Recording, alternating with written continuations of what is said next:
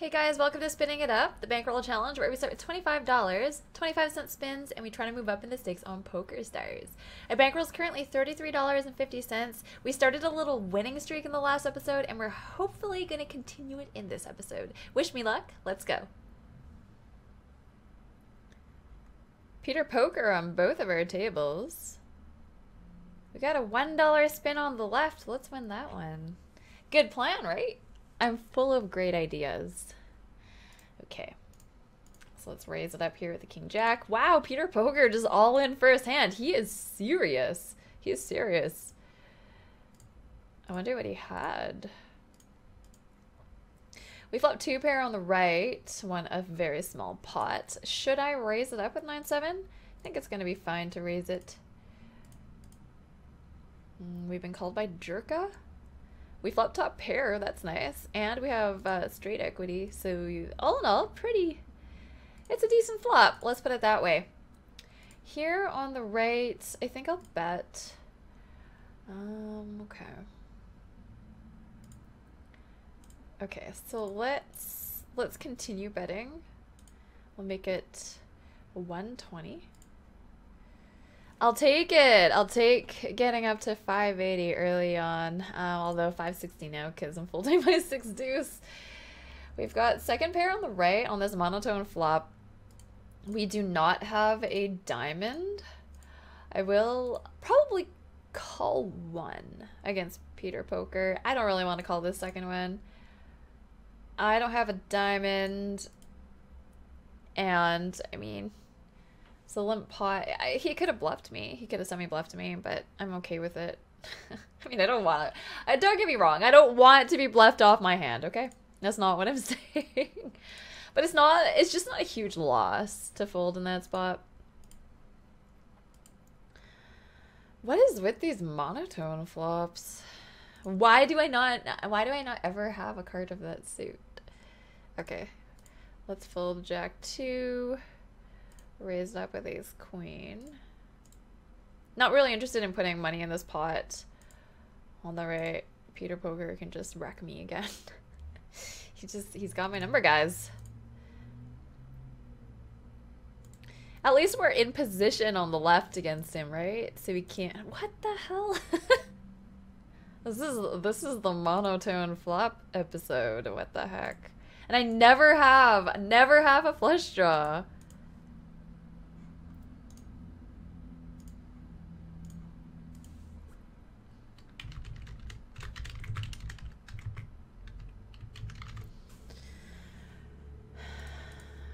I swear we just...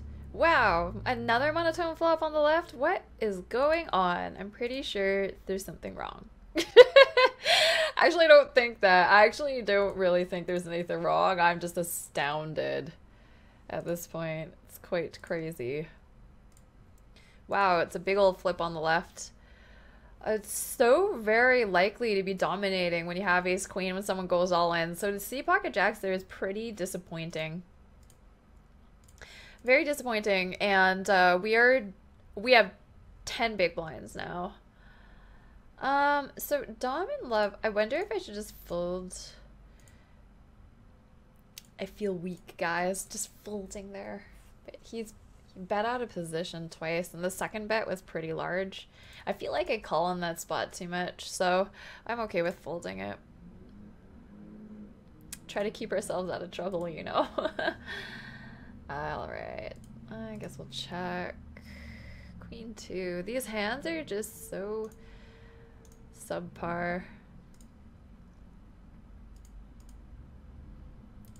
Alright, we're gonna show down our king high on the right. Man, it's rush hour outside and you guys can probably hear vehicles. I'm very sorry for that.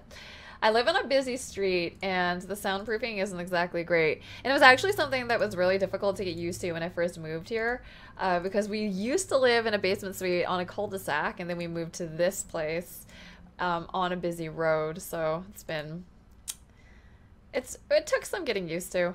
I'm definitely used to it now, but I sometimes, that sucked by the way, that was a pretty coolerific with the A7.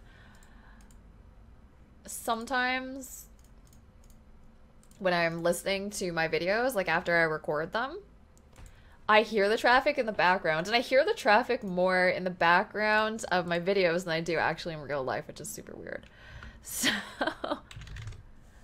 so yeah, that's the main reason I know you guys can sometimes hear it. People, during my stream, people are like, do you live on a racing strip? Or on days when there's a lot of sirens in the background because of cop cars and ambulances and stuff, they're like, do you live in the ghetto? And my answer is no, I do not live in the ghetto. Thanks for asking. So he check called on the right, and then he bet out of position.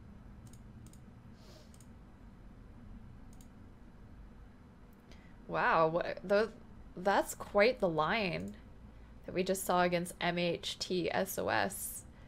That was very interesting. Why do that? I don't know. That's a triple barrel. Looks like he's going to get there against us with Queen 7 though. So there's your chips back, dude. Our EV looks nice after that though. So we're back to even stack on the left, unfortunately for us. We weren't able to get there, or we weren't able to hold with ace jack. Okay, MHT is just, he's going for it.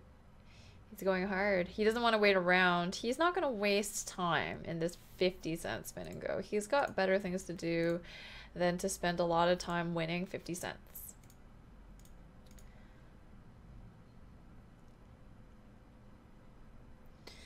See? Do you see this? Alright, let's just go all in here on the right with Jack 9. Man, I'm craving something really weird. And I never crave this, but I'm craving it today. I'm craving a loaf of white bread with a lot of butter. A lot of butter. And it's even better if it's garlic butter. But the thing is, I'm in the mood for non-melted butter, so I don't want the bread toasted or anything, you know, like garlic toast. A garlic toast is great. Don't get me wrong. But I don't want that. I want buttered bread. And I never have bread. Ever. So, this is a weird craving for me. I feel like I'm babbling a lot in this episode. I'm sorry if that annoys you. Let me try to explain some of my plays a little bit better. How about that? I mean, I don't really I think everything's been kind of self-explanatory so far. I am going to isolate not all in on the right because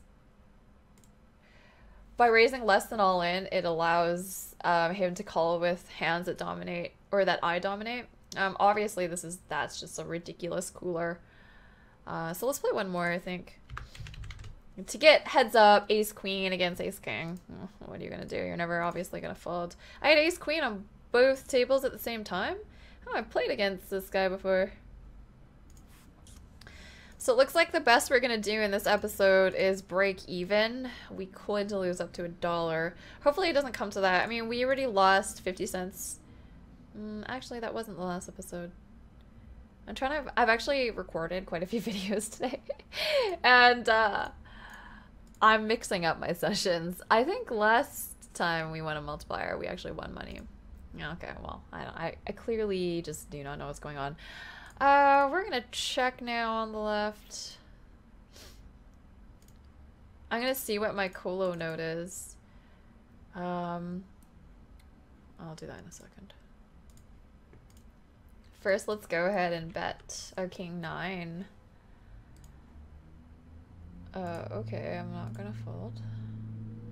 That is weird. Why are you playing it like that?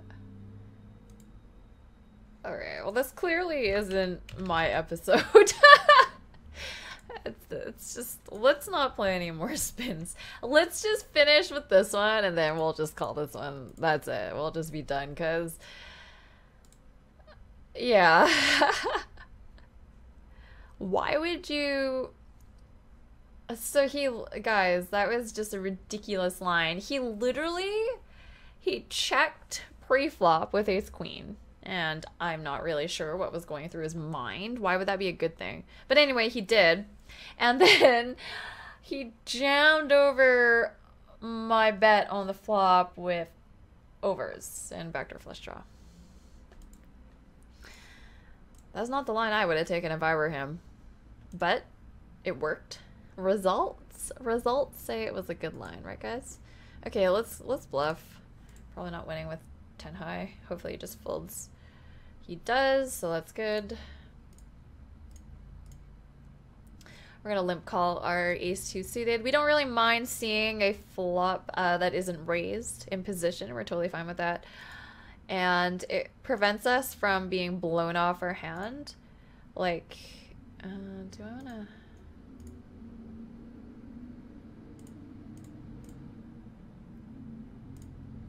I don't know, I probably should have checked. I'm now regretting my bet. But I was saying that limping prevents us from being like 3-bet jammed on, which we don't really want when we have a hand as good as ace-2 suited. We want to see a flop. So that's my reasoning.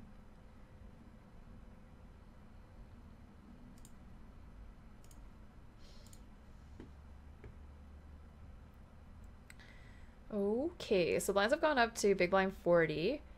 I have a chip disadvantage. I would really like to jam this. Let's see. He hasn't really been raising though. He's actually limped pretty much every time.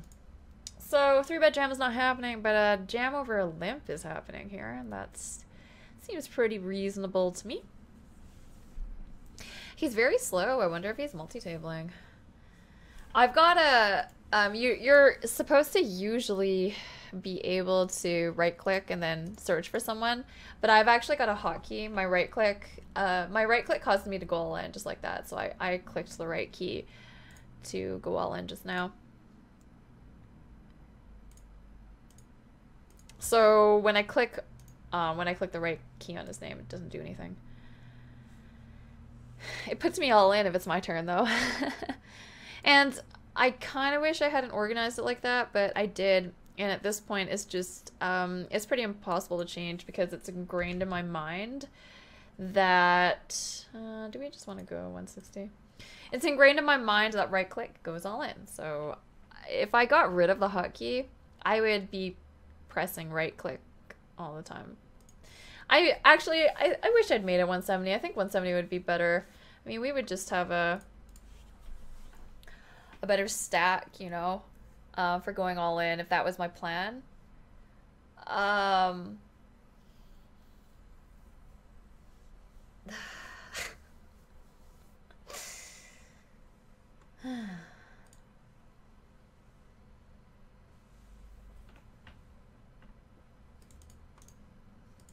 That sucked.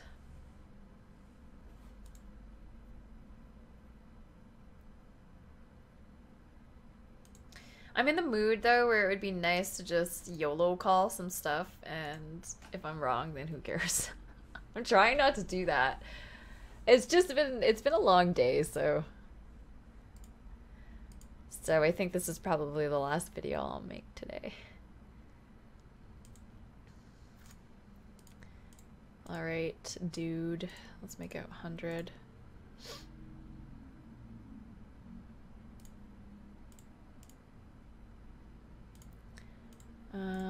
I'll make it, I'll just go 66. That's fine. 66 though? Did I click the 33%?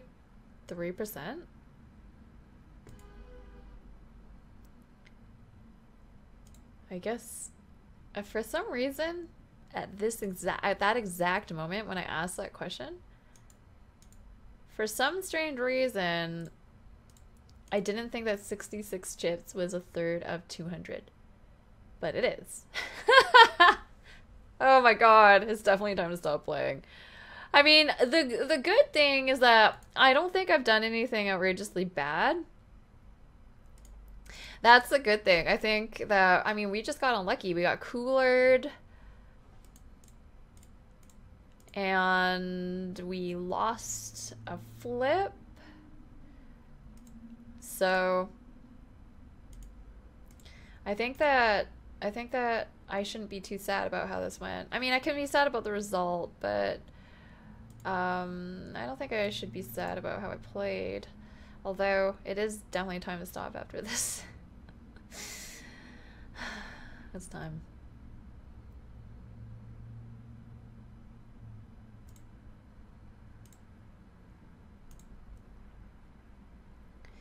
So we've kind of been just getting these crappy hands. We've been, you know, bottom pair.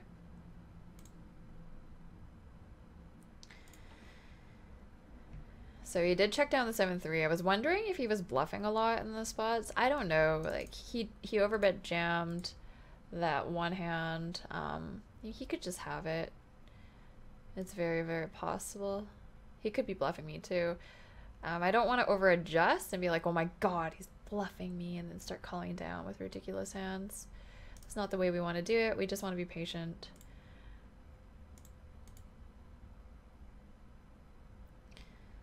So patience is a good thing. I mean, we've come back to almost even stacks.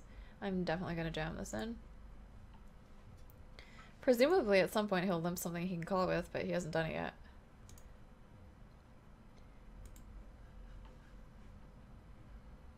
Okay, up to 800 chips. Okay, so now he's just like, nope, I'm gonna fold. Let's try to limp 10-5. He hasn't attacked any of our limps yet. Oh, well, there we go. I jinxed myself.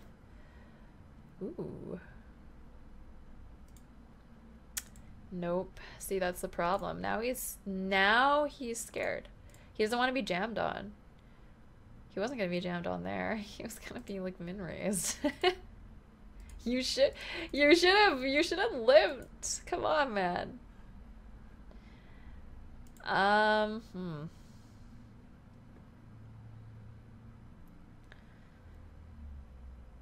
gonna check.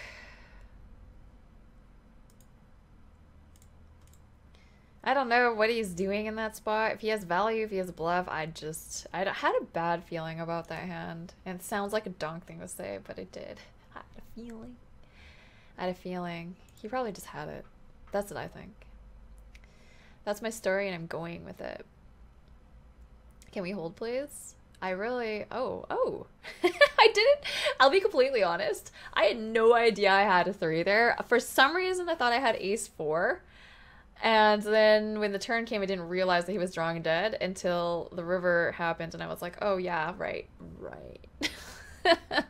Okay, well, at least we didn't get swept. We lost 3 games and won 1. Poker Tracker says we're negative 50 cents in this episode, which does make perfect sense. Unfortunately, we weren't able to continue the winning streak, and our bankroll is now down to $33 even. We unfortunately weren't able to win money in this episode of Spinning It Up, but I hope you enjoyed it anyway. If you did, please do me a favor. Please click that thumbs up button, and also make sure you subscribe to the channel. If you'd ever like to watch me play poker live, that's what the Twitch button is for down below, and don't forget to follow me on Twitter. I'm at courtiebee there. Thanks again. Have a great day or night, whatever it is for you, and talk to you in the next episode. See ya!